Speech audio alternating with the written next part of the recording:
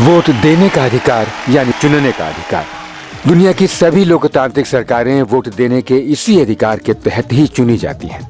Electronic voting मशीनों ने भारत में चुनाव प्रक्रिया को बड़ा ही स्वाभाविक, आसान और सुरक्षित बना दिया है। निश्चित रूप से ईवीएम का आगमन चुनाव प्रक्रिया में एक क्रांतिकारी कदम है, क्योंकि इन मशीनों के जरिए न सिर्फ पूरी तरह सुरक्षित चुनावों की गारंटी हो सकी है, बल्कि भारत में चुनावों को बहुत ही वोटर फ्रेंडली बनाया जा सका है। साथ ही इन मशीनों का इस्तेमाल बहुत ही आसान भी है। भारत में 2009 के आम चुनाव में 10 लाख से भी ज्यादा ईवीएम्स को इस्तेमाल में लाया गया था। आज पूरे देश में ईवीएम्स के जरिए परंपरागत चुनावों में एक बेहतर और बुनियादी बदलाव लाया जा सका है। ईवीएम की कार्यप्रणाली में एक तयशुदा क्रम है। First level checking, EVM setting, mock poll यानी मतदान, क्लोज अप पोल और अंत में लेकिन उतना ही अहम परिणाम की घोषणा। इस मशीन में 2 अलग अलग हिस्से हैं। पहला कंट्रोल यूनिट और दूसरा बैलेट यूनिट। कंट्रोल यूनिट चुनावों के दिन प्रिसाइडिंग ऑफिसर या पोलिंग ऑफिसर के पास रहता है और बैलेट यूनिट वोटिंग कंपार्टमेंट में रखा जाता है, जहां जाकर मतदाता अपने मनपसंद प्रत्याशी को वोट करता है। अब मतदाता को बैलेट पेपर नहीं दिया जाता, बल्कि polling officer in charge control unit पर बैलेट बटन दबाता है। इसके बाद ही मतदाता वोटिंग कंपार्टमेंट में जाकर बैलेट यूनिट पर अपने मनपसंद प्रत्याशी के चुनाव चिन्ह के सामने वाले बटन को दबाकर अपना वोट डालता है। बैलेट यूनिट में एक बैलेट शीट होती है जो किसी भी भाषा में प्रिंट की जा सकती है। इस शीट पर प्रत्याशियों के नाम और उनके चुनाव चिन्ह छपे होते हैं। मतदाता को वोट देने के लिए मनपसंद चुनाव चिन्ह के सामने वाले बटन को दबाना होता है। इलेक्ट्रॉनिक वोटिंग मशीन ने परंपरागत बैलेट पेपर के सारे लक्षणों को बरकरार रखते हुए मतदान प्रक्रिया को बहुत ही सुविधाजनक, तेज, वोटर फ्रेंडली और विश्वसनीय बना दिया है। इतना ही नहीं, ईवीएम के उपयोग से काफी मात्रा में धन, जनबल और समय की बचत होती है और सबसे महत्वपूर्ण बात यह कि मतदान की गोपनीयता पूरी तरह से कायम रहती है। जिन इलाकों में बिजली नहीं है वहां भी ये मशीनें काम में लाई जा सकती हैं, क्योंकि ये वोटिंग मशीनें एक 7.5 वोल्ट अल्कलाइन बैटरी से संचालित होती हैं। ईवीएम के एक बैलेट यूनिट में 16 प्रत्याशियों के नाम और चुनाव चिन्हों को समाहित किया जा सकता है। इस तरह 4 बैलेट इकाइयों को एक साथ श्रेणीबद्ध करके 64 प्रत्याशियों तक को समाहित किया जा सकता है। मतदाता जैसे ही बैलेट यूनिट पर बटन दबाता है, वोट रिकॉर्ड हो जाता है और मशीन लॉक हो जाती है। अब अगर इसी मतदाता द्वारा वही बटन दोबारा दबाया जाए या कोई दूसरा बटन भी दबाया जाए तो ईवीएम इसे रिकॉर्ड नहीं करती, क्योंकि मशीन पहली बार बटन दबाने के साथ ही लॉक हो चुकी होती है। दरअसल ईवीएम की खूबी है एक व्यक्ति एक वोट। इन मशीनों के खरीदने में जो लागत आती है, उनकी लगभग भरपाई पहले इलेक्शन में ही उनके इस्तेमाल से हो जाती है। इसलिए अगले चुनावों में मशीनों पर आने वाला खर्च काफी कम हो जाता है।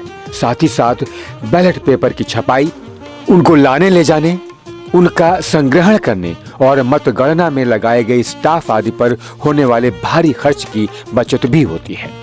परंपरागत भारी बैलेट बॉक्सेस की तुलना में हल्के कैरिंग केसेस में बंद ईवीएम्स को लाना ले जाना अपेक्षाकृत काफी आसान है। मतगणना के लिए एक बटन दबाते ही मतों की गिनती सामने आ जाती है और 2 से 3 घंटों के भीतर चुनाव परिणाम घोषित हो जाते हैं, जबकि परंपरागत बैलेट पेपर सिस्टम में 30 से 40 घंटों का समय लगता था। इलेक्ट्रॉनिक वोटिंग मशीनों के प्रयोग में आने के साथ ही साथ इनवैलिड वोट की समस्या का खात्मा भी हो गया, क्योंकि बैलेट पेपर के जरिए चुनावों में मतदाता को प्रत्याशी के चुनाव चिन्ह पर मोहर लगानी होती थी, फिर पेपर को मोड़कर बैलेट बॉक्स में डालना होता था। गलत जगह मोहर लग जाने या स्याही फैल जाने से वोट अमान्य हो जाता था। अब ईवीएम में मतदाता को सिर्फ अपने मनपसंद प्रत्याशी के चुनाव चिन्ह के सामने वाले बटन को दबाना है, बस। कंट्रोल यूनिट में रिकॉर्ड हुए वोट के डिटेल्स तब तक यूनिट की मेमोरी में सुरक्षित रहते हैं जब तक अगले इलेक्शन में इस्तेमाल के लिए उन्हें मेमोरी से मिटाया न जाए। इलेक्ट्रॉनिक वोटिंग मशीन्स पूरी तरह टेम्पर प्रूफ होती हैं। मशीन में लगाई गई चिप सिर्फ एक बार ही प्रोग्राम की जा सकती है।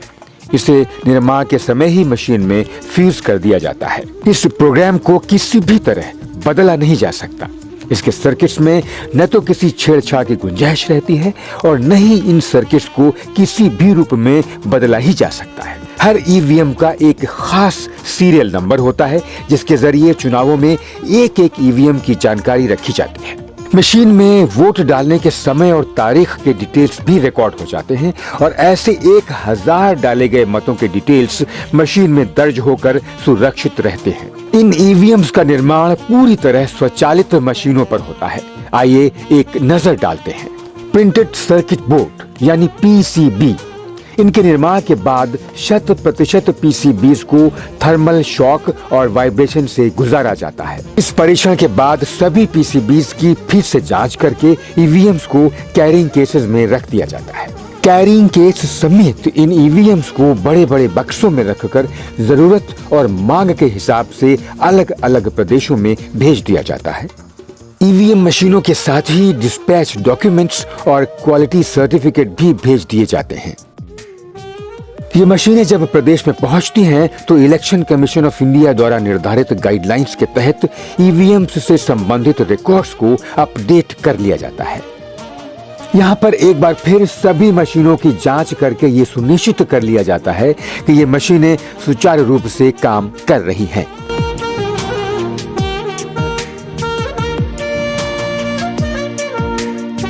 इसके बाद ईवीएम्स को प्रदेश के चीफ इलेक्टोरल ऑफिसर द्वारा निर्धारित किए गए स्थानों पर सुरक्षित रख लिया जाता है। दोहरे ताले लगे कक्षों में रखे गए ये ईवीएम्स डिस्ट्रिक्ट कलेक्टर के नियंत्रण में रहते हैं। हर इलेक्शन से पहले सभी ईवीएम्स का फर्स्ट लेवल चेक किया जाता है। ये चेकिंग राजनीतिक दलों के प्रतिनिधियों की मौजूदगी में की जाती है। डिस्ट्रिक्ट इलेक्शन ऑफिसर द्वारा फर्स्ट लेवल चेक यानी FLC के कार्यक्रम की सूचना मान्यता प्राप्त राष्ट्रीय और प्रादेशिक राजनीतिक पार्टियों को FLC के लिए निर्धारित तिथि से कम 1 हफ्ता पहले लिखित रूप से दे दी जाती है। FLC के दौरान राष्ट्रीय और प्रादेशिक पार्टियों के जिला अध्यक्षों द्वारा अधिकृत प्रतिनिधियों को वहां मौजूद रहने की अनुमति रहती है। DEO द्वारा एक रजिस्टर मेंटेन किया जाता है जिसमें सभी राजनीतिक पार्टियों के प्रतिनिधि FLC के दौरान अपनी मौजूदगी दर्ज कराते हुए रोज अपने दस्तखत करते हैं। FLC का कार्यक्रम एक बड़े हॉल में संपन्न कराया जाता है। इस हॉल में किसी भी अन्य इलेक्ट्रॉनिक यंत्र की मौजूदगी की अनुमति नहीं रहती है।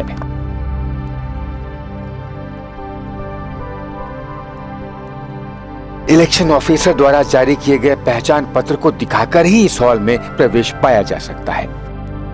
यहाँ मोबाइल फोन, कैमरा वगैरह कोई भी इलेक्ट्रॉनिक यंत्र लाने की इजाजत नहीं रहती। इसी तरह हॉल के अंदर से कोई भी चीज बाहर भी नहीं ले जाई जा सकती। फर्स्ट लेवल चेकिंग के लिए सिर्फ BEL और ECIL के इंजीनियर्स ही अधिकृत होते हैं जो FLC के दौरान कंट्रोल यूनिट और बैलेट यूनिट का परीक्षण करके ये प्रमाणित करते हैं कि ईवीएम के सभी कंपोनेंट्स ओरिजिनल हैं।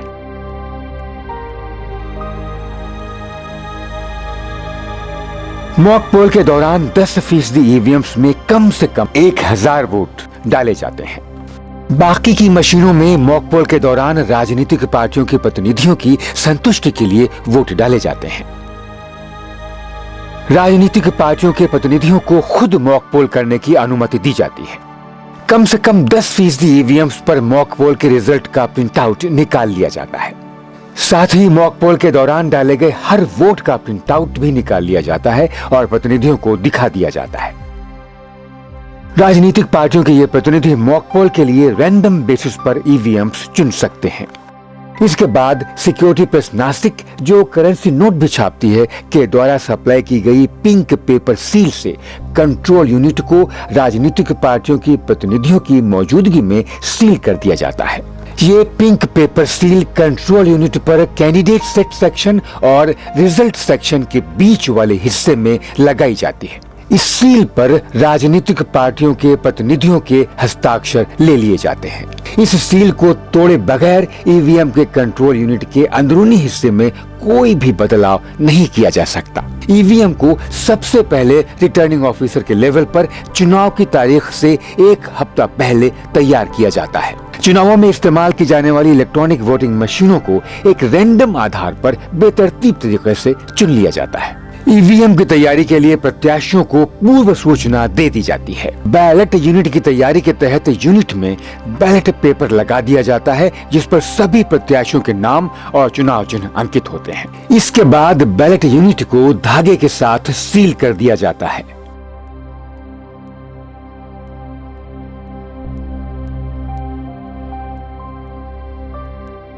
प्रत्याशियों के या उनके प्रतिनिधियों के हस्ताक्षर इस पिंक पेपर सील पर ले लिए जाते हैं और इसके बाद इस पिंक पेपर सील को बैलेट यूनिट पर सील कर दिया जाता है। अब बिना इस सील को तोड़े ईवीएम की बैलेट यूनिट के अंदरूनी हिस्से में कोई भी छेड़छाड़ नहीं की जा सकती। कंट्रोल यूनिट में बैटरी लगा दी जाती है, कैंडिडेट सेटिंग कर दी जाती है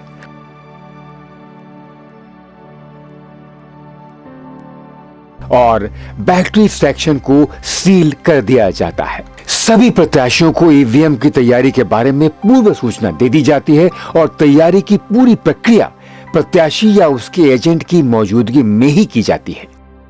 बैलेट यूनिट या कंट्रोल यूनिट के बैटरी सेक्शन को सील करते वक्त प्रत्याशी या उसके एजेंट को यह अनुमति रहती है कि वो अपनी सील वहां लगा सके। इस सील को तोड़े बिना कोई भी चुनाव में हिस्सा ले रहे प्रत्याशियों की संख्या में बदलाव नहीं कर सकता। रिटर्निंग ऑफिसर द्वारा ईवीएम की तैयारी के बाद 10% ईवीएम को दोबारा प्रत्याशी या उसके एजेंट के द्वारा रैंडम आधार पर चुन लिया जाता है और फिर से वोट डालकर नतीजे को चेक कर लिया जाता है। इसके लिए 1000 वोट डाले जाते हैं। क्रमवार इसका प्रिंट आउट ले लिया जाता है और नतीजों को राजनीतिक पार्टियों के प्रतिनिधियों को दिखा दिया जाता है। इस पूरी प्रक्रिया के बाद ईवीएम्स को सील्ड स्ट्रांग रूम्स में रखा जाता है। चुनाव के दिन इन ईवीएम्स को पोलिंग बूथ पर भेज दिया जाता है। चुनाव के दिन पोलिंग शुरू होने से पहले हर पोलिंग स्टेशन पर फिर एक मॉक पोल किया जाता है, जिसमें प्रत्याशी के एजेंट को अपने कैंडिडेट के लिए वोट करने को कहा जाता है और नतीजे को चेक करके एजेंट को दिखा दिया जाता है ताकि ये सुनिश्चित किया जा सके कि एजेंट द्वारा डाला गया वोट सही ढंग से अंकित हुआ है।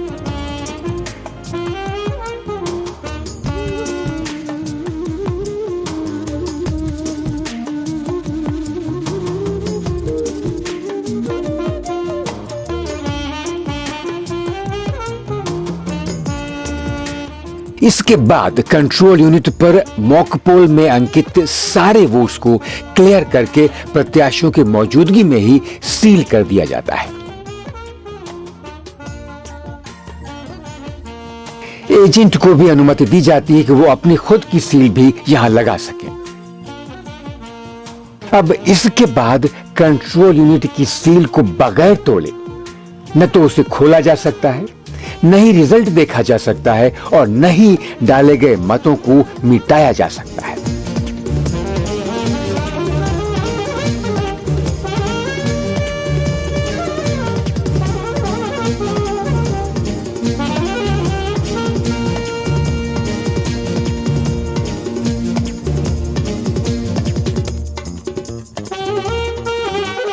आइए एक सामान्य वोटिंग सीक्वेंस पर नजर डाल ली जाए। मतदाताओं की मतदाता सूची के तहत पहचान सुनिश्चित की जाती है। अमिट स्याही का निशान लगाया जाता है।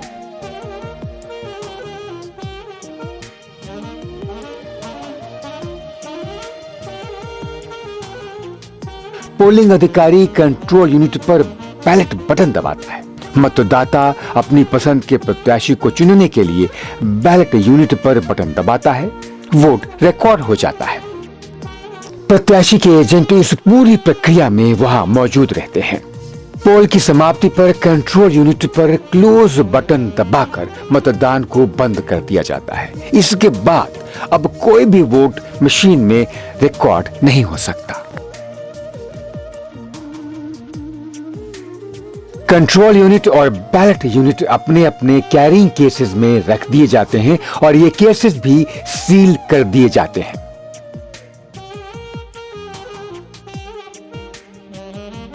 यहाँ भी प्रत्याशियों के एजेंट्स को अपने हस्ताक्षर करने की अनुमति रहती है। मुहरबंद इन ईवीएम्स को समुचित सुरक्षा व्यवस्था के तहत स्ट्रांग रूम्स में काउंटिंग होने तक रखा जाता है। ये स्ट्रांग रूम भी सील किए जाते हैं और यहाँ भी प्रत्याशी या उनके एजेंट्स को यह अनुमति रहती है कि वो अपनी भी सील यहाँ लगा सकें। प्रत्याशियों को ये भी अनुमति रहती है कि इन केंद्रों की निगरानी के लिए वो अपने भी एजेंट्स नियुक्त कर सकें। इन स्ट्रांग रूम्स की सुरक्षा सशस्त्र पुलिस फोर्स के द्वारा काउंटिंग की तारीख तक की जाती है। मतगणना शुरू होने से पहले प्रत्याशियों के एजेंट्स को ये अनुमति रहती है कि वो हर सील का निरीक्षण करके देख लें कि सील बरकरार है। उनके संतुष्ट होने के बाद ही मतगणना शुरू की जाती है। मतगणना प्रत्याशी या उनके एजेंट्स की मौजूदगी में ही की जाती है। इलेक्ट्रॉनिक वोटिंग मशीनों को एक एक करके मेज पर लाया जाता है, रिजल्ट का बटन दबाया जाता है और प्रत्याशी के एजेंट को ईवीएम से रिजल्ट दिखाया जाता है। हर ईवीएम का रिजल्ट अलग अलग नोट कर लिया जाता है और बाद में उसकी गणना कर ली जाती है। मतगणना के बाद इलेक्ट्रॉनिक वोटिंग मशीनों को फिर से स्ट्रांग रूम में अगले चुनावों तक के लिए सुरक्षित रख दिया जाता है।